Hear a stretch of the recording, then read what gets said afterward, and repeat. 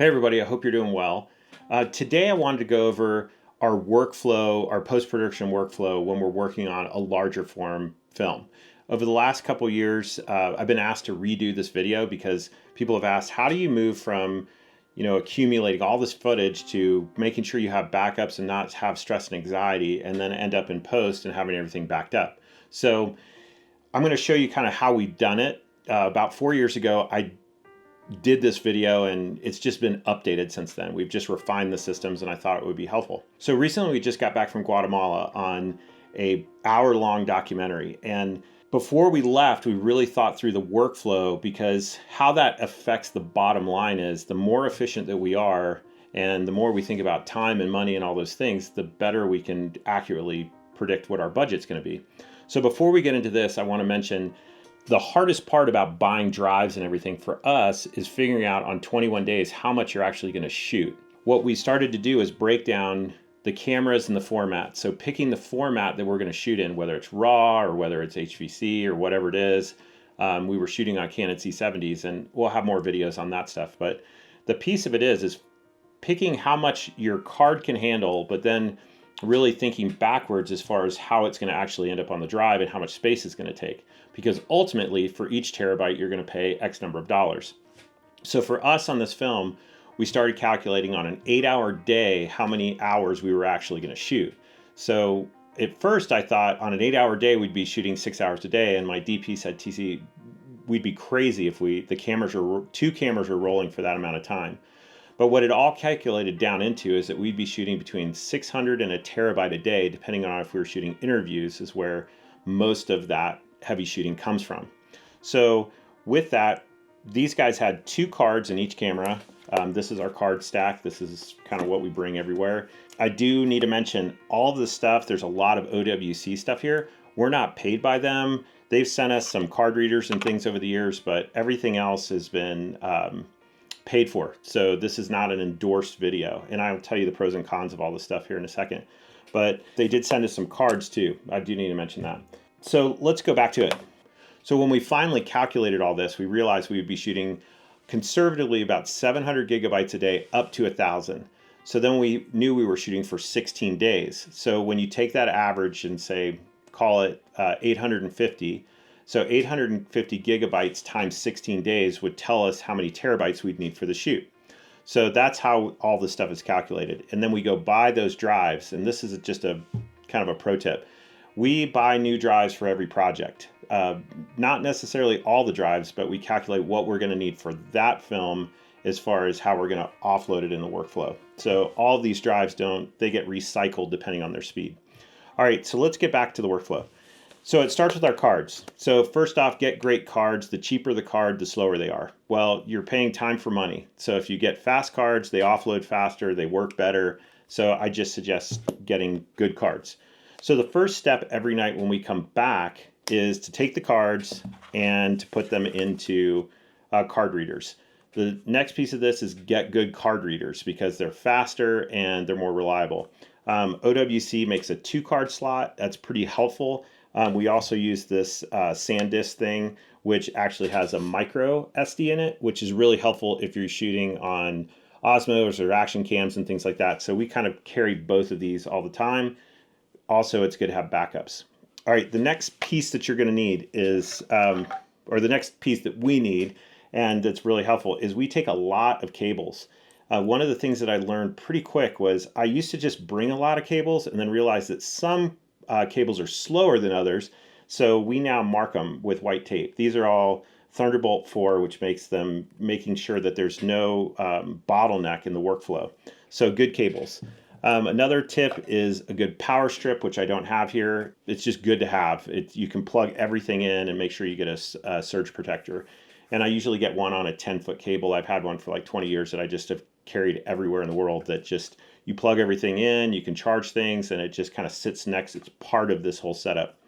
The next thing is, we used to just use dishes out of the Airbnb or hotel, but we now have ones that say loaded cards and not loaded cards. And these, every night, our DPs come in, they put their cards in here, and they sit on either side. We're pretty adamant about this. These cards have not been loaded, everything works from left to right. So every night we just tell everybody, put your cards in here, and they'll just move this way. So these are from an old habit, but old habits die fast. So we'll talk about that later. Once we ingest our cards, the first place the media goes is to our main drive. Now, this drive is really critical because it's the one that we'll actually edit on when we get home. So this is our master drive, and we put these labels on it. Here's another tip: buy a label maker. I don't know, for years I used to use tape and all kinds of other things to write stuff, and now it's just part of the kit. Sometimes we even take this with us on productions. All right, so cards go from the card reader into our main drive, and this is the first backup we make. Now there's two softwares we use for that. One is called Hedge, which basically validates that everything got moved over. So we go through every card, and I can do another video if you want on organization and file systems, but essentially every card goes in by card name, and we put that into the camera. So it actually is programmed in, tells us what card it is. And each card actually has a piece of tape on it. So you can kind of see that. So every day when the DP hands me these cards, it has A1 and B1 audio 1. So the audio file goes in, and those are all separate folders. So if they're shooting two cards, it's A1, A2, B1, B2, et cetera, et cetera. It's not rocket science. I like to put these in a notebook. It just gives me another way to see part of that process is just staying organized. As you all know, I harp on this all the time. Systems equal profit.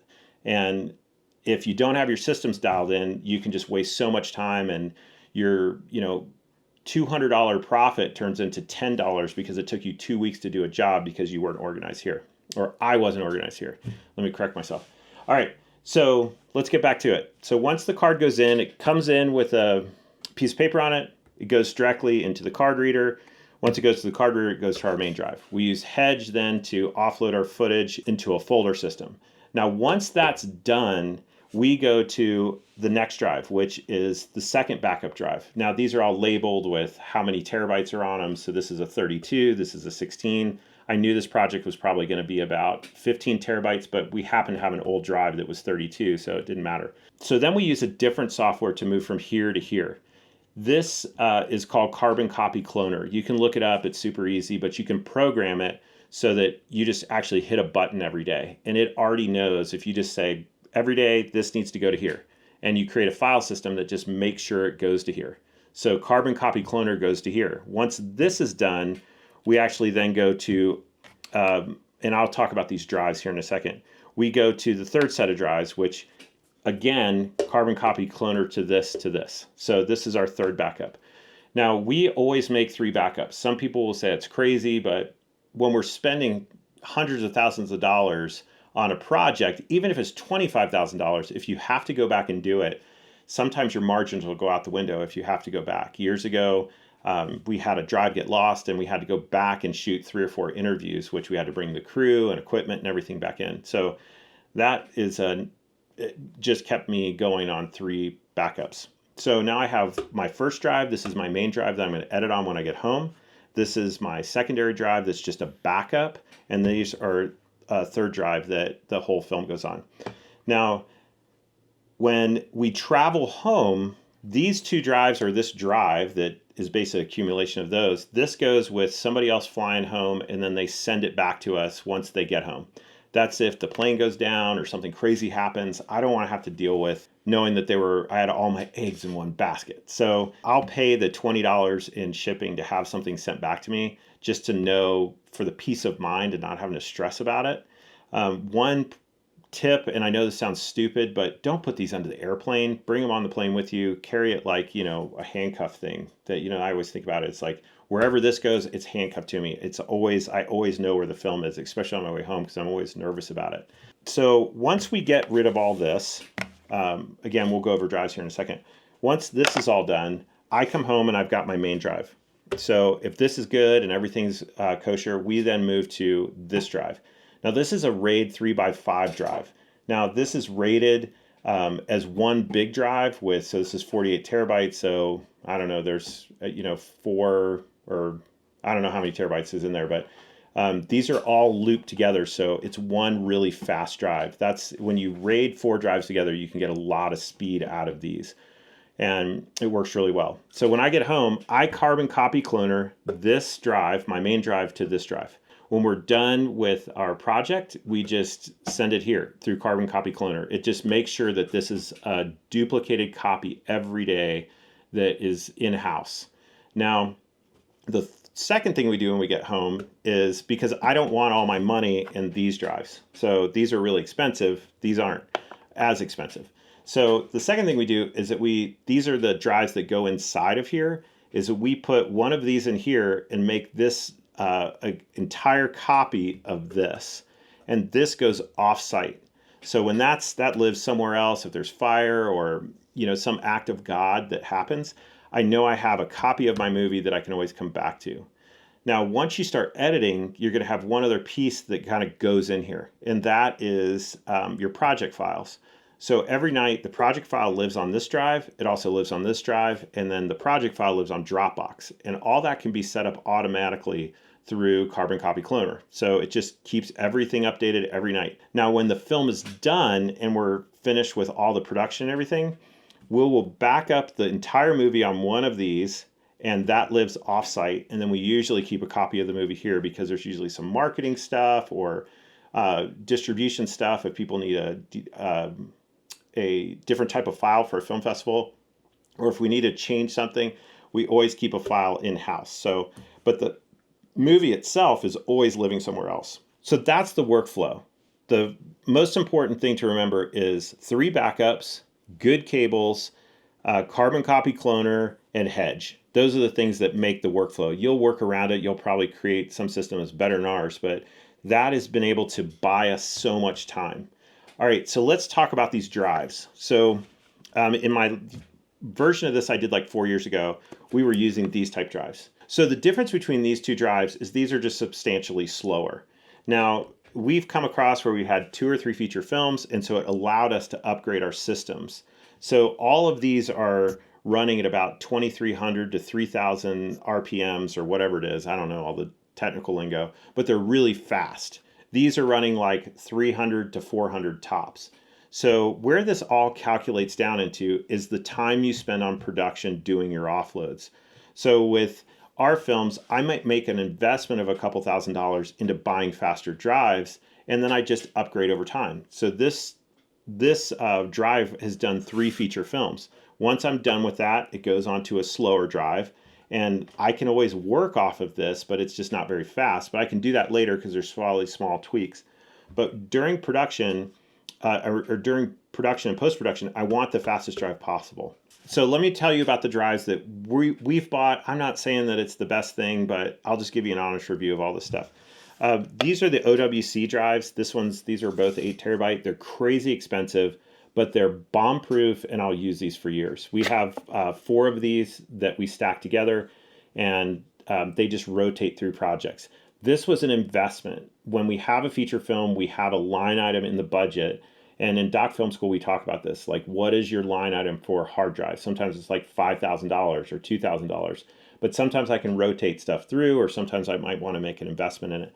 But we have 4 of these. These are smaller, but the key to it is that they go direct. They're bus powered, so they actually work off your laptop. So you don't need anything than a cable, the drive, and a laptop. This gets us through a lot of smaller, short productions if we're going for like an interview or a day shoot or a 2-day shoot. These are great. All right, then you have this drive. This is an OWC. This is basically that, but it's a little bit faster, but it has all kinds of power pieces to it. So it's just bulkier to travel with, but this is they're just heavy grade. This is industrial grade stuff. So they work really, really well. I've had no problems with these. This one's 16 terabyte. We have a couple of these that we use on different productions that float around to different production companies. But essentially, we just recycle this all the time. And the pro and con of this is it's the same thing. It's just a little bit bigger. It has to have wall power. So if you're on location somewhere, you might want to look at this. All right, next is this larger RAID. Now this has got 4 different drives in it, so this can be rated, it can be changed up. This is kind of replaces these in a lot of ways for us as far as speed. This also creates bus power. So if you're carrying stuff on airplanes and stuff, you got to consider all the stuff that kind of goes in there, and it's just more bulk and more weight that you're carrying. But it's easier for us not to offload when we get home and just have a drive that plugs straight into our editing bay, and boom, we're ready to edit. So a couple other drives, these Samsungs, these are way cheaper than this. They work. They're a little bit slower, but bang for the buck. If you want to make the investment, I'd say go OWC. If you just really want to cut some costs, these were great. The only thing that I will tell you about these is these plugs, this one sticks well, this one's a little flimsy, this one's a little flimsy. I've had these pop out in the middle of offload. So when we're offloading footage at night, I just tell people, get away from it. Don't touch that thing. It's kind of a hazard. So the last drive I want to mention is these 3x5 raids. These take four of these 3x5s, and so you can just swap these out. We label them, we label the front of them, and it just kind of creates a clean look to it. And we just keep upgrading these. So this drive has probably had 50 drives in it over the years that just keeps getting rotated through. They keep upgrading the technology on this. OWC does a great job with that. And so sometimes we've gone from the backs will have USB-C, and then next thing you know, USB, and next thing you know, Thunderbolt. So sometimes you need to upgrade this, but it's worth it. One thing I do want to mention is a lot of this is OWC material, and I need to tell you upfront the reason why we do that. For the last probably 15 years, we just consistently stayed with them. Their customer service, their technology, everything, they just stay on top of it. So I'm a huge endorser of that, even though, yes, they did send me this and a couple cards, but besides that, all of this is paid for by the productions that we do. So there's two reasons I made this video. First is the business of documentary, especially in today's world where budgets are shrinking, having efficient systems is just so important. And for us, this has been a way to invest money into our workflow, but at the same time, buy time. So I hope this helps. And if you have any questions, leave it in the comments, like and subscribe, and we'll see you in the next video.